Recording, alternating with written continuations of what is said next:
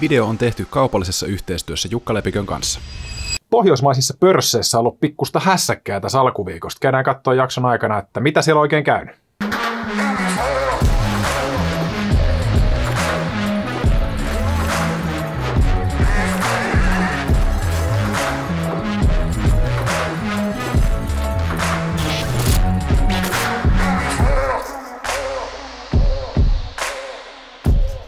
Tervetuloa taas Tradescopen pariin. Täällä minä ja Jukka taas keskustellaan markkinoista ja siitä, että miten me saadaan susta parempi treidaaja.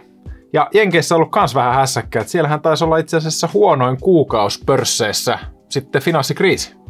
Tosiaankin markkina on laskenut aika rajusti viime aikoina. Ollaan nähty yli kuukauden yhtämittainen laskujakso nyt pörsseissä. Ollaan tultu aika rajusti alaspäin. Ja viime viikolla nähtiin perjantaina ja tiistaina isoimpia laskupäiviä sitten 1,5 vuoteen. Eikä ruvan näköisiä punaisia kynttilöitä ollaan piirretty tuonne graafeille. Mennään suoraan katselemaan, että miltä siellä näyttää. Uuteen tuttuun tapaan käydään taas graafeilla katsomassa vähän, että mitä pörsseille kuuluu just nyt. Eli SP500 päivägraafit kuvassa, ja tosiaan tässä alkaa olla taas vähän tämmöisiä niin kuin negatiivisempia ja karhumaisempia fiiliksiä tuolla SP500 puolella, ja voidaan vähän niin kuin vetää pöytälaatikosta se mun base case, mikä mulla oli silloin maaliskuun aikana, että nyt oltaisiin tultu tänne 200 liukuvan alapuolelle, ja sen jälkeen sitten 200 painaisi ton hinnan jälleen kerran syöksylaskuun, ja sitten jatkettaisiin indeksipuolella vielä jonkun verran alas, ennen kuin lähdettäisiin taas jatkaa sitä ylöspäin nakuttamista. Täällä SP500 puolella niin kävästinkin tuossa 200 liukuvan päällä, ja se näytti itse asiassa yllättävän positiiviselta vielä siinä vaiheessa teknisesti, kun oltiin kaikki liukuvien päällä, mutta nyt sitten niin ollaan valahdettu tosi vahvasti tonne kaikkien liukkarien alle, ja nyt ei taas hirveän kivalta näytä. Tosiaan kaikissa pääindekseissä Jenkeissä tehtiin nyt uusi pohja tälle vuodelle eilen. Ja siinä, missä Nasdaq on ollut indeksistä heikoin, niin SP500 on ollut se vahvin. Ja tämä on tosiaankin pyristellyt vielä ton alkuvuoden pohjien yläpuolella, kunnes eilen käytiin hetkellisesti päivän sisällä siellä alapuolella. Toki päätettiin näiden alkuvuoden pohjien yläpuolelle, saatiin jälleen tämmöinen ostopaineesta kertova kynttilä. Toki sama nähtiin myös viime maanantaina. Puhuttiin jaksossa siitä, että meillä on potentiaalinen ostopaineesta kertova kynttilä, mutta tämä markkina on ollut viime aikoina niin heikko, että edes nämä ostopaineesta kertovat kynttilät ei ole saanut tämmöistä kestävämpää nousua aikaan tuolla markkinoilla. Mutta tämä on tämmöinen aika perinteinen, että kun mennään jonkun merkittävän pohjan alapuolelle, sinne kun saadaan tämmöinen ostopaineesta kertova kynttilä, niin näillä on ehkä vielä isompi potentiaali aiheuttaa ainakin jonkunlainen hetkellinen ralli tuolla markkinoilla. Se nähdään seuraavien päivien aikana, mitä tapahtuu. Tällä viikolla on tosi mielenkiintoinen viikko siinä mielessä, että tiistai- ja keskiviikon aikana on Fedin avomarkkinakomitean tämä kokous, ja kello 21 keskiviikkona saadaan ensin lehdistötiedote, ja sen jälkeen 21.30 alkaa pääjohtaja Powellin lehdistötilaisuus. Nämä molemmat on isoja eventtejä, jotka varmasti heiluttaa markkinoita tosi paljon. Viime kerralla, kun oli Fedin kokous, niin ensimmäistä puoli tuntia laskettiin tosi vauhdikkaasti monta prosenttia indekseissä, ja sen jälkeen tehtiin ihan niin kuin V-muotoinen elpyminen ja noustiin oikeastaan päivän huippuihin. Eli mielenkiintoista nähdä, että minkälaista liikettä keskiviikkona nähdään, ja nyt kun ollaan laskettu tosiaankin jo yli kuukauden ajan yhtämittaisesti alaspäin, ikään kuin peläten sitä, että mitä Fed on tekemässä, koska koko ajan ne odotukset siitä rahapolitiikan kiristämisestä on ikään kuin vaan kasvanut. Ja nyt kun tämä varsinainen eventti tapahtuu, niin katsotaan, tuleeko tämmöinen sell the rumor, buy the news, niin kuin välillä tuolla markkinoilla käy, että ikään kuin pelätään jo niin paljon, että mitä saatetaan sanoa, että kunhan se keskuspankin kommentit ja päätökset ei ole ainakaan markkinaodotuksia heikompia, niin saadaan jonkunlainen syy, että hinnat voi ainakin hetkellisesti taas pompata. Ja oma game plani on keskiviikolle se, että jos pysytellään tässä aika lähellä näitä pohjia, niin luultavasti lisää pikkasen osakepainoa tuohon Fedin kokoukseen mentäessä, odottaen sitä, että saataisiin ainakin useamman päivän, jolla jopa useamman viikon ralli nyt, kun ollaan lasketeltu niin pitkään. Itsellä ei ole vielä ainakaan uskallusta lähteä sillain tämmöisellä niin kuin keskipitkällä aikavälillä mukaan. Et nyt totta kai, jos haluaisin nyt just ostaa jotain, niin ainakin tavallaan indeksitasolla, niin varmaan on nyt ihan ok ostopaikka, varsinkin netto-ostajilla, mutta voisin kuvitella, että oli se Fedin kokouksessa se päätös tai viesti, mitä tahansa, tuli sieltä pomppua tai ei indeksitasolla, niin mulla on vähän semmoinen fiilis, nämä ei ole tietenkään ikinä oikeassa, mutta mulla on vähän semmoinen fiilis, että kun nämä liukuvat keskiarvot tulee tuolta, niin ne koppaa tuon hinnan samaan tapaan, mitä kävi silloin, kun lähdettiin täältä ihan huipuista alas. Että sitten aina liukuva keskiarvo painaa vaan hinnan sitten jatkamaan alaspäin, niin mulla on vähän semmoinen fiilis, että nyt tässä on ehkä se samanlaisen klassisen bulltrapin mahdollisuus ainakin, mitä meillä oli tässä 200 liukuvan päällä. Eli siinähän mulla oli se, että okei, jes, että nyt ollaan taas liukuvien keskiarvojen päällä, että nyt jos vaan saadaan pomppu vielä täällä päällä, niin sitten voitaisiin jatkaa ylöspäin ja voitaisiin ostaa salkkutäyteen tavaraa, mutta se valahtikin takaisin alas, niin mulla on vähän se fiilis, että nyt kävisi sama, että nyt pompataan, tullaan liukuvien keskiarvojen hujakoille ja sitten lähdettäisiin taas alaspäin. Joo, hyvä huomio. Ja vaikka uskonkin siihen, että näin lyhyellä aikavälillä saadaan saada sitä vahvaakin pomppua tuolla, niin tämä keskipitkän aikavälin kuva alkaa menee koko ajan negatiivisemmaksi. Mitä pidempään ollaan täällä 200 alapuolella, nyt aletaan näkee pikkuhiljaa täällä SP500 puolella sitä, että tämä 200 liukuva alkaa pikkuhiljaa kääntymään alaspäin.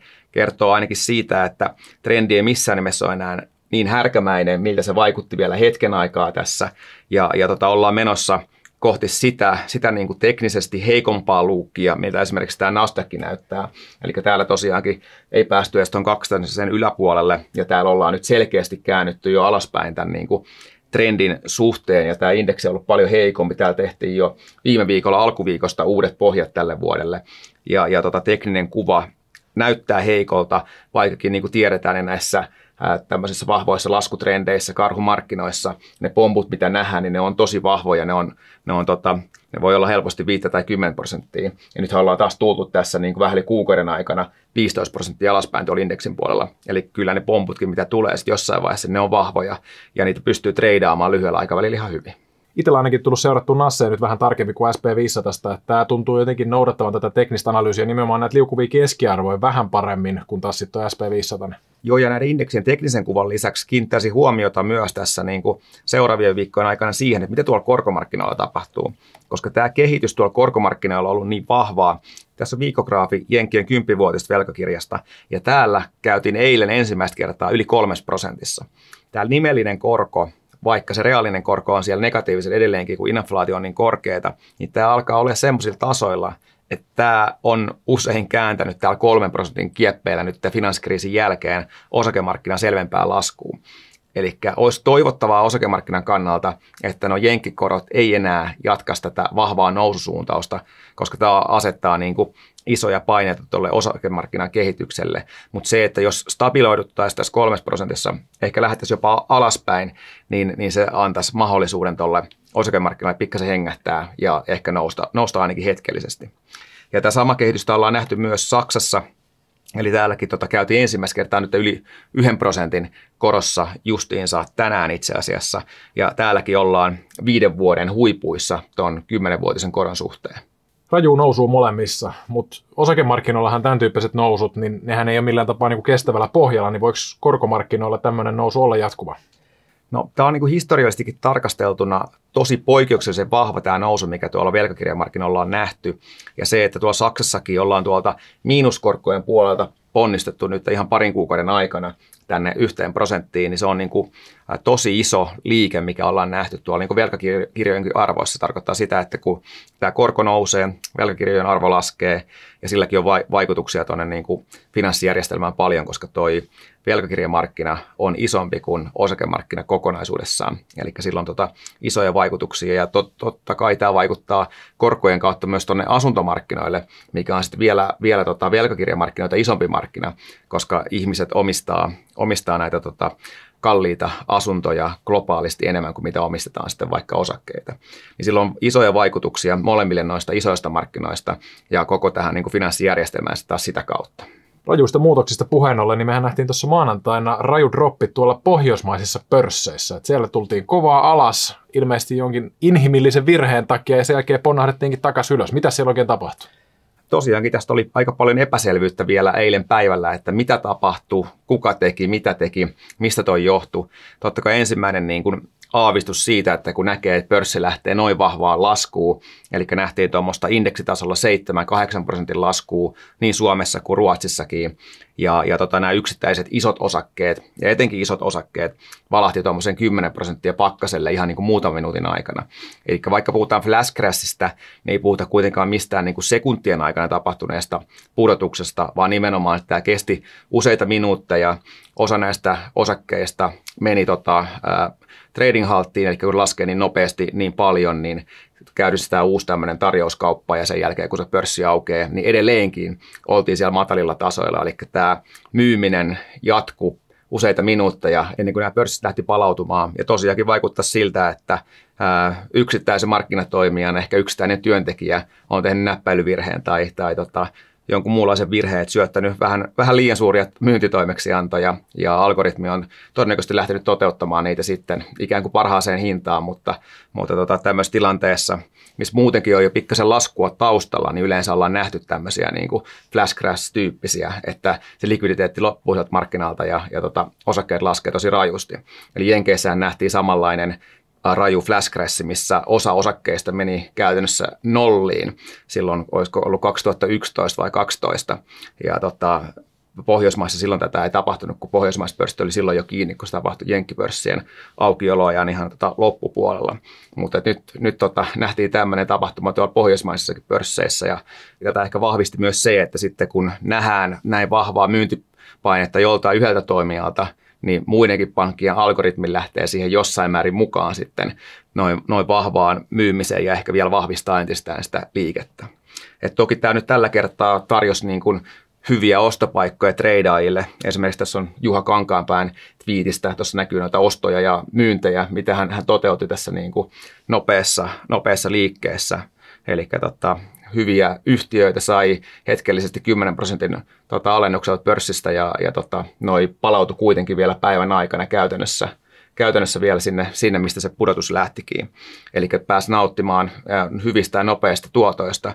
Toki tässä oli semmoinen kysymys, että kun nähdään noin rajua laskua pörsseissä, että mitä on tapahtunut, mikä sen myyntipaineen on aiheuttanut. Normaalistihan siinä olisi ollut joku selkeä uutinen, joka tässä tapauksessa olisi voinut olla jotain ydinaseiden käyttöä tai jotain muuta hyvin dramaattista, joka olisi näin isoja liikkeitä aiheuttanut. Että siinä on toki paljon riskiä, että jos lähtee tämmöisessä tilanteessa ostamaan, jos ei ole niin kuin selvyyttä siitä, että mistä tämä nopea pudotus tuolla pörsseissä johtuu. Ja välillä pörssissä ollaan päädytty myös perumaan näitä kauppoja, joita ollaan tehty ikään kuin vahingossa ja sen takia sekin on riski näissä, että jos lähtee sinne kaupan osapuoleksi ostamaan tämmöistä nopeista pudotuksista ja myy sen oman positionsa, niin voi käydä niin, että jääkin shortiksi sitä sun osaketta, jos sä oot ostanut ja se sun ostokauppa perutaan, koska se hinta on ollut tarkoituksenmukaisettoman alhaalla ja sitä kauppaa ei ollut tarkoitus tehdä, niin sulla jääkin semmoinen shorttipositio siitä myynnistä, minkä sä oot tehty, mitä ei perutakaan. Ja tämäkin on niin kuin, vähän sillä niin kuin harmaa alue, ja niin puuttuu selkeät säännöt, että milloin ne kaupat perutaan. Ja tällä kertaa pörssissä päätettiin, että niitä kauppoja ei tulla perumaan. Selkeintähän tässä ylipäätään olisi se, että näitä kauppoja ei ikinä peruttaisi, koska ikinä kaikki nämä osapuolet tuolla pörssissä ei tiedä sitä, että mikä siellä nyt on aiheuttanut se, että onko se nyt sitten joku Putinin uusi kikka vai onko siellä joku tämmöinen kaveri, että sen pitikin painaa enteriä, mutta painokin eskiä tyyppisiä tilanteita, niin sitä ei ikinä tiedä. Että nytkin tässä tuli vasta illalla sitten uutisia, että hei, nyt siellä on joku tyyppi vähän sössinyt jotain ja tämän tyyppinen tapahtuma, niin eihän kukaan tiedä, että mikä sen on aiheuttanut just sillä hetkellä, niin periaatteessa pörssissä on aina oikea hinta just sillä hetkellä, vaikka nyt kyseessähän ei ollut oikea hinta, mutta tällöin säilyisi ainakin semmoinen selvyys siitä, että mitä kaupoille tapahtuu. Joo, selkeämpiä sääntöjä vaadittaisiin tähän ja nimenomaan semmoisessa tilanteessa, missä kyse ei ole pörssin jostain kaupankäyntihäiriöstä tai tämmöisestä, niin olisi selkeämpää, että niitä kauppoja ei peruttaisi. Tästä olisi ainakin joku prosenttiraja, jonka alapuolella vasta alettaisiin perumaan niitä. Että sanotaan vaikka, että 30%, 50%, mitä se ikinä onkaan. Jenkeistä tarvittiin laittaa sen paikallisen flash crashin jälkeen 60% raja. Eli osakkeen hinta laskee sitä alemmaksi tälleen niin kuin hetkellisesti ja jostain tämmöisestä vähän niin kuin kaupankäyntihäiriöstä johtuen tai virheellistä toimeksiannosta johtuen, niin sen hinnan alapuolelta saatetaan perua sitten niitä kauppoja. Mutta tässä tapauksessa, kun tuo pudotus, mikä nähtiin tuolla näissä osakkeissa, niin oli ehkä vain 10%, niin en näkisi itsekään tarpeellisena, että kauppoja missään nimessä peruttaisi tämmöisestä niin kuin jonkun markkinatoimijan omasta virheestä johtuen. Sitten jos jatketaan vielä suurten laskujen linjalla, niin Nasdaq Composite-indeksi, joka käsittää 3000 firmaa, niin se nyt ei niin kuin loppujen lopuksi näytä laskeneen ihan hirveästi, vaikka tuntuu ainakin, että fiilis on ainakin semmoinen, että ei, kaikki tulee alas. Mutta sitten kun katsoikin tuonne maton alle, että mitä sieltä Nasdaq Compositesta löytyy, niin siellä melkein 50% yrityksistä on tullut jo 50% alas. Et parhaimmillaan siellä on jotkut tullut yli 90% huipuista alas. Tosiaankin pinnan alla on tapahtunut isoja muutoksia ja tosiaankin ne arvostustasot on neutralisoitunut aika paljon siitä, tai tosi paljon oikeastaan siitä, missä oltiin tuossa viime vuoden huipuissa, kun oltiin ehkä helmi-maaliskuussa niin kuin Nasdaq Compositen kannalta siellä huippuarvoissa, ja etenkin kun katsotaan niitä yksittäisiä yhtiöitä, niin moni teki huipun silloin viime vuonna alkuvuodesta. Ja periaatteessa ollaan oltu jo yli vuosi sitten tämmöisessä karhumarkkinassa, missä tosiaankin ollaan hakattu paljon, etenkin näitä pienempiä yhtiöitä. Et isot yhtiöt on kannatellut noita pääindeksejä ylhäällä, ja sitten näyttää siltä, että se lasku on ollut paljon maltillisempaa, mitä tuolla pinnalla on ollut. Ja katsotaan tuossa myöhemmin tänään vähän, että miten täältä niin kasvuyhtiöpuolelta ehkä niin alkaisi löytymäänkin jo aika hyviä ja mielenkiintoisia arvostuskertoimia, ja miten toi hinnoittelu ja ehkä niin se yliarvostus on kääntynyt sieltä kasvuyhtiöiden ja teknologiayhtiöiden puolelta jo pikkuhiljaa, etenkin tuon niin laatuyhtiökategoriaa. Eli monet tämmöiset niin laatuyhtiöt, Walmartit ja Nikit ja tämän tyyppiset yhtiöt, jotka ikään kuin on varman tuntuisia sijoituksia, niin niistä on tullut justiinsa velkakirjojen korvikkeita, kun velkakirjoista ei ole saanut tuottoa, niin ollaan siirretty ikään kuin sitä velkakirjapainoa ehkä tämmöisiin laatuyhtiöihin, joiden arvostuskertoimet on loppupeleissä noussut tosi korkealle, ja osinkotuotot on niissäkin laskenut tosi matalalle jo, eli käytännössä pikkuhiljaa etenkin, kun nähdään, että kun korkomarkkinoilla on korot selkeästi noussut, niin ne alkaa taas kilpailemaan näiden laatuyhtiöiden kanssa siitä ns. Niin kuin varman tuoton tai osinkotuoton kanssa, ja sitten varmaan siellä laatuyhtiöpuolella alkaa taas olla painetta, eli nähdään sitä puhuttua sektorirotaatiota varmasti jossain vaiheessa ehkä sieltä laatuyhtiöistä takaisin tuonne kasvu- ja teknologiayhtiöiden puolelle, ja sitten niin kuin sinne on muodostumassa mun mielestä tässä niin kuin keskipitkällä aikavälillä ihan hyviä ostopaikkoja. Täräytetään tämän päivän markkinakatsaus käyntiin Jenkkien markkinasentimentillä, ja siellä ei ole karhuja ollut taas vähän aikaa ihan näin paljon, että siellä on 60% jengistä uskoo, että 6 kuukauden päästä pörssit olisi matalemmalla kuin tällä hetkellä. Tosiaankin tuossa pari viikkoa sitten nähtiin toi lukemahärkiä, mikä oli 30 vuoden alin, ja nyt nähdään, että ollaan 15 vuoden ylimmässä myös karhujen suhteen, ja etenkin kun katsoo niin sanottua spreadia, eli härät miinus karhut, niin mennään todella ääriarvoihin tällä hetkellä. Eli ei olla oltu tämmöisissä arvoissa pitkiin aikoihin, eli täytyy mennä tuonne finanssikriisiin, ja viimeksi oltiin tätä nykyarvoa vastaavassa tai vielä äärimmäisemmässä arvossa ihan juuri siinä viikkona, kun tehtiin toi finanssikriisin jälkeinen pohja, ja sitä aikaisemmin pitää mennä tuonne 90-luvun lamaan, ja siellä nähtiin samanlaisia arvoja viimeksi. Eli ollaan tosiaankin tosi ääriarvoissa, ja usein tämmöiset näin äärimmäiset arvot on merkannut ainakin jonkun tyyppisiä pohjia tai välipohjia tuolla markkinalla. Eli nyt mennään kyllä niin rajoissa lukemista tällä puolella jo, että tämä voisi merkata jonkunlaista niin kuin vahvempaakin pomppua tässä lyhyellä aikavälillä tuolla markkinoilla. Sä tuossa viime osiossa vähän kiusottelit sillä, että sulla olisi jotain niin kuin ihan osakepoimintoa sieltä kasvu- ja tekkipuolelta, niin onko sulla jotain listaa heittää esille? Joo, tosiaankin tässä on Twitteristä yhden käyttäjän ihan mielenkiintoinen lista, mihin on kerätty näitä seuraavien vuosien tulosennusteita ja laskettu PE-lukuja sitä kautta. Ja täällä tosiaankin tuolla kasvupuolella nämä nykyisesti semikorkealta näyttävät PE:t normalisoituu tosi nopeasti, kun nämä yhtiöt on nopeasti kasvavia firmoja, joiden osakekurssit on nyt mahdollisesti sitten laskenut 10%, jollei jopa 50 tai enemmän. Ja etenkin jos nämä kasvuennusteet ja tulosennusteet tulee toteutumaan tässä, niin näkee, että kuinka nopeasti noista osakkeista tulee lähes halvan näköisiä.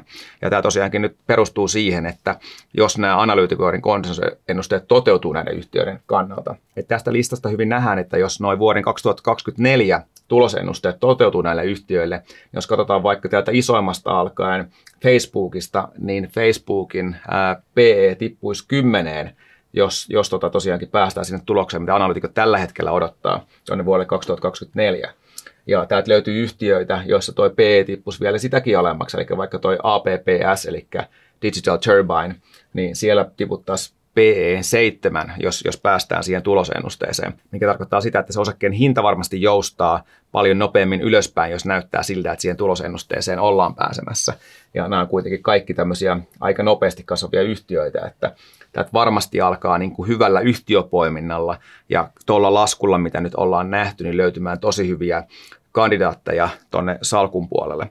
Ja iso riski on tietysti se, että koska nämä on ehkä osa pienempiä yhtiöitä, niin ei ole varmuutta siitä, että minkälainen niiden tulevaisuus tulee olemaan, mutta samaan aikaan voi sanoa, että varmasti moni noista yhtiöistä saattaa jopa ylittää nämä nykyiset analyytikoiden konsensusennusteet, koska etenkin noissa kovasti kasvavissa yhtiöissä ne on ehkä ennemmin alakanttiin, kun mennään useampi vuosi eteenpäin, nyt vuodesta 2022 tuonne 2024, niin se jää ennemminkin niin kuin potentiaalia jopa osittain ylittää niitä ennusteita. Eli nyt on varmasti niin kuin tuolla teknologiapuolella, kasvuyhtiöpuolella osakepoimijamarkkinat. Et samaan aikaan kun nämä tunnetummat yhtiöt ja laatuyhtiöt, niistä on tullut jopa niin kuin nykyisillä tuloksilla mitattuna vähän kalliin kuulosia, niin kuin nähdään taas tuosta vasemmanpuoleista listasta, että tuolla niin kuin Pepsit ja Coca-Colat ja Walmartit ja tämän tyyppiset firmat treidaa jopa yli 30 P:llä jo, niin se on niin kuin historiallisestikin tarkasteltuna tosi korkea harvastuskerroin yhtiöille, jotka ei kuitenkaan enää kasva kovinkaan kovaa tahtia, jos lainkaan. No nyt jos näitä kahta listaa katsoo, niin mulla ainakin ensimmäisenä tulee mieleen, että indeksitasolla meillähän olisi vielä myös varaa laskea. Että jos tämä oikeapuolinen lista, missä oli näitä kovia kasvufirmoja ja tekkifirmoja, ja nehän on nyt niin kuin painettu maanrakoon, niin kuin katsottiin, niin siellä on just se puolet Nasdaq Compositestakin laskenut. Ne on varmaan just nämä tämän tyyppiset firmat, kun taas sitten se loppupuolikas, joista maksetaan edelleen kovaa preemiota, niin siellä olisi nyt sitä laskunvaraa, ja varsinkin kun ottaa huomioon sen, että nämä vasemman puolen listan firmat, nämä on tämmöisiä vakiintuneita vanhempia puljuja, jotka ei kasva ihan niin kovaa, että haluaisitko se itse maksaa jostain Altriasta 40 PEtä, kun siellä olisi joku paljon kovempaa kasvava firma, jonka PE on sitten mahdollisesti sama tai jopa alle ton. Ehdottomasti näyttää siltä, että markkinoilla on käynyt niin, että se sektorirotaatio, mikä on ollut käynnissä ikään kuin kasvuyhtiöistä laatuyhtiöihin, niin on markkinatapansa mukaan niin kuin yliampunut sen sitten ikään kuin molempiin suuntiin. Et näyttää siltä, että arvostusero on niin kuin kääntymässä kestämättömän suureksi, eli kasvuyhtiöt on liian halpoja ja laatuyhtiöt on liian kalliita, ja jossain vaiheessa sektorirotaatio kääntyy taas toisinpäin, ja sen takia vaikuttaa siltä, että vaikka markkina yleisesti saattaisikin nyt näiden niin kuin isompien vakiintuneempien firmojen takia, joiden markkina-arvot on korkeampiin, tulla alaspäin, niin se voi hyvin olla, että nämä kasvuyhtiöt, teknologiayhtiöt tekee sen pohjan aikaisemmin kuin markkina tekee. Ja sen takia niin kuin olettaisin, että näissä alkaa olemaan se hyvä oston paikka jo nyt mahdollisesti, vaikka markkina tulisi vielä niin kuin myöhemmin tässä tänä vuonna alaspäin jonkun verran. Sitten semmoisessa tilanteessa, jossa nähtäisiin jonkunlainen niin kuin pörssiromahdus vielä tämän vuoden aikana, niin kaikki tulee varmasti alaspäin. Mutta jos se jäljellä oleva lasku on edes suhteellisen maltillinen tuolla niin kuin isompien yhtiöiden ja koko indeksitason niin kuin mittareiden perusteella, niin silloin voi hyvin käydä niin, että niin kuin osa tästä markkinasta pohjaa jo paljon aikaisemmin, niin kuin ollaan nähty aikaisemmissakin karhumarkkinoissa, että eri sektorit, eri indeksit pohjaa välillä hyvinkin eri aikaa, että siinä voi olla monen kuukauden ero, ja sen takia niin kuin tällä hetkellä mun silmiin ainakin näyttäisi siltä, että tämä teknologiasektori, kasvuyhtiösektori saattaisi olla se, joka olisi pohjaamassa ensimmäisenä. No jos sitten puhutaan tuloksista, Q1-tuloskausi, sehän on kohta taputeltu, ja nyt sieltä tosiaan, kun odotettiin SP500 puolella noin 6,5% tuloskasvua, me ollaan saatu vajaa 0,5% nyt tähän mennessä, ja se nyt on aika iso ero siihen 6,5%, mitä odotettiin. Toki viime vuoden Q1, niin kuin ollaan useasti TC-puolellakin puhuttu, niin sehän oli vahva vertailukausi, että nyt me ollaan vaan hintsusti päästy sen yli, mutta sitten taas toisaalta jääty aika paljon niistä odotuksista. Tosiaankin jossain määrin voi sanoa, että tuloskausi on oikeastaan pitkästä aikaa ollut pettymys. Eli se, että jäädään paljon heikompaan tuloskasvuun oli niin kuin selvä, mutta jotta jäädään vielä analyytikoiden odotuksiakin matalampaa tuloskasvuun, niin se on oikeastaan poikkeuksellistakin tuolla Jenkeissä. Eli tosiaankin tuloskasvu on tällä hetkellä lähes olematonta, kun tosiaankin yli puolet firmoista on raportoinut. Ja voisi oikeastaan sanoa, että kaikki isot on raportoinut. Ja niin kuin nämä isotkin, joilta aina niin kuin ollaan totuttu näkemään vahvoja tuloksia, niin on jossain määrin pettänyt. Eli viime viikolla, kun kuultiin kaikista isoimmista Applesta, Amazonista, Microsoftista, Googlesta, ne kaikki laski tuohon tulosjulkistukseen. Ja monen yhtiön kohdalta näistä, jos katsotaan vaikka liikevaihdon kasvua, niin Netflixi, Amazoni, Facebook raportoi hitaimmasta tuloskasvusta niiden historian aikana. Eli käytännössä selkeästi näkee, että se vahva vertailukausi, se koronaboosti, mikä ollaan nähty tuolla teknologia- kasvuyhtiöpuolella, niin se on selkeästi niin kuin näkynyt nyt, kun siirrytään ulos tästä korona-ajasta ja nämä tulokset jossain määrin ehkä normalisoituu.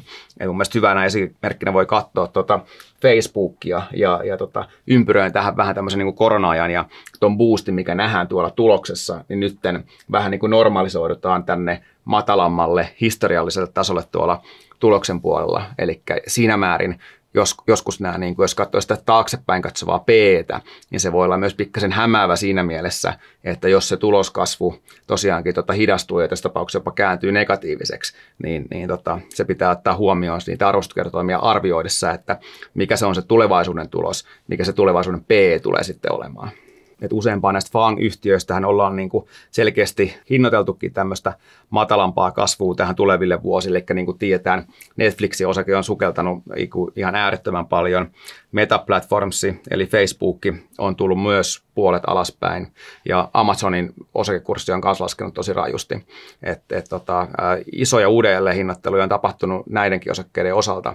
Et selkeästi niin kuin Apple on pitänyt pintansa aika hyvin. Se on aika lähellä nousevaa 200 liukuvaa keskiarvoa vielä päivägraafillakin. Tesla on toinen, joka näyttää teknisesti vahvimmalta näistä top 10 firmoista. Et siinä mielessä edes nämä vahvimmat ja suurimmat yhtiöt, jotka on ollut niin kuin niitä varvimpia hevosia tässä viimeisen parin vuoden aikana, niin ei ole nyt niin kuin raportoinut niin hyviä tuloksia ja selkeästi se niin kuin heikkous näkyy läpi markkinan tällä hetkellä kyllä. Ja nyt kun tästä mennään eteenpäin, niin eihän Q2 hirveän hyvältä näytä, että jos miettii niin, että meillä viime vuoden Q2 oli vielä vahva vertailukausi, kun nyt sitten taas saatiin tämä Venäjän hyökkäyssota tuonne Ukrainaan ja sitä myöden myös pakotteita, niin kaikki ne nyt sitten vaikuttaa täysmääräisesti tulevalla Q2. Joo, tosiaankin siellä on paljon inflaatiota, kustannuspaineita, siellä on logistiikkahaasteita, jotka vaikuttaa edelleenkin pahenevaan etenkin tuon Kiinan koronastrategian seurauksena tässä niin kuin oikeastaan vasta seuraavien viikkojen ja kuukausien aikana varmaan nähdään viiveellä niitä vaikutuksia sieltä. Eli tilanne ei niin kuin sitäkään kautta näytä paranevan nyt kovinkaan nopeasti.